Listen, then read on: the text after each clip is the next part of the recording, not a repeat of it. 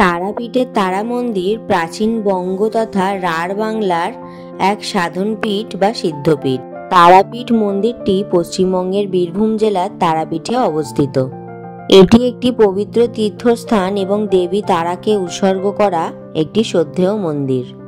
কিংবদন্তি অনুসারে যখন ভগবান শিব তার ক্ষতির জন্য মহাবিশ্বে ঘুরেছিলেন, তখন সতীর তৃতীয় নয়নের চক্ষুগোলক এই তারাপীঠে পড়েছিল। এই বিশ্বাসযোগ্য ঘটনার পরিপ্রেক্ষিতে চক্ষুগোলকের বাংলা শব্দ তারা হওয়ায় গ্রামের নাম চণ্ডীপুর থেকে তারাপীঠ দেওয়া হয়। এই মন্দিরটিকে আদিশক্তির স্থানপীঠ বা স্তন মন্দির বলেও মনে করা হয় এবং এটি ভারতের 51টি শক্তিপীঠের মধ্যে একটি। এই প্রাচীন মন্দিরটি অত্যন্ত ধর্মীয় এবং আধ্যাত্মিক তাৎপর্য ধারণ করে এবং সারা দেশ থেকে ভক্তদের আকর্ষণ করে। তারাপীঠ মন্দিরের স্থাপত্য অনন্য এবং স্বতন্ত্র।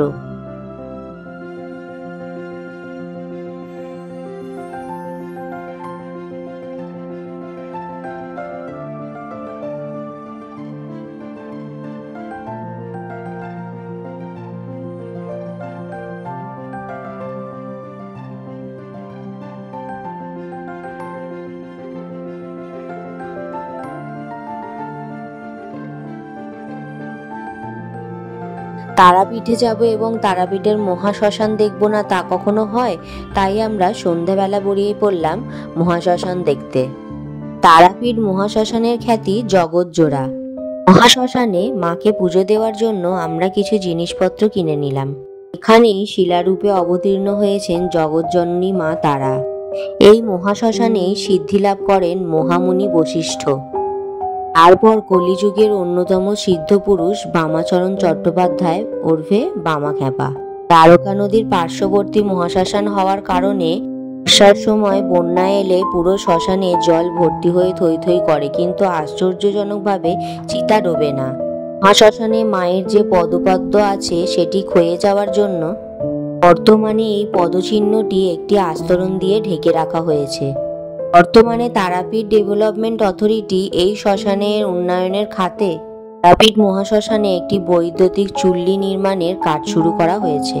কথিত আছে তারা দেবী এই শ্মশান ক্ষেত্রে ভীষণাবেশে বামদেবকে স্তন্যপান করিয়েছিলেন।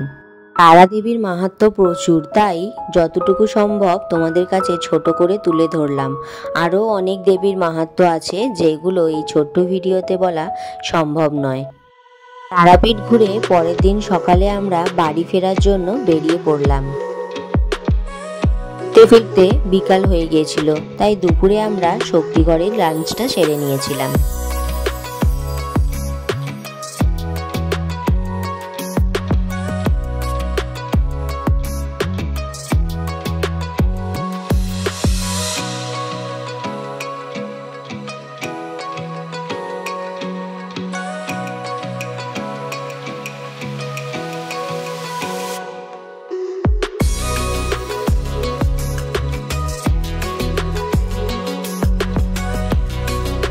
বর্ধমানের শক্তিগড়ের ল্যাংচা বিখ্যাত, এটা সবাই প্রায় জানে। এখান থেকে আমরা ল্যাংচা, সীতাভোগ, মিহিদানা এইসব কিনে নিজেদের বাড়ি চলে গেলাম। আমার এই ভিডিওটা প্রায় শেষের পথে। তারাপীঠের সঙ্গে একবেলা আমরা ঘুরে এসেছিলাম বীরচন্দ্রপুরের একচক্রধাম। সেই ভিডিওটাও চাইলে তোমরা দেখে আসতে পারো, ভালোই লাগবে।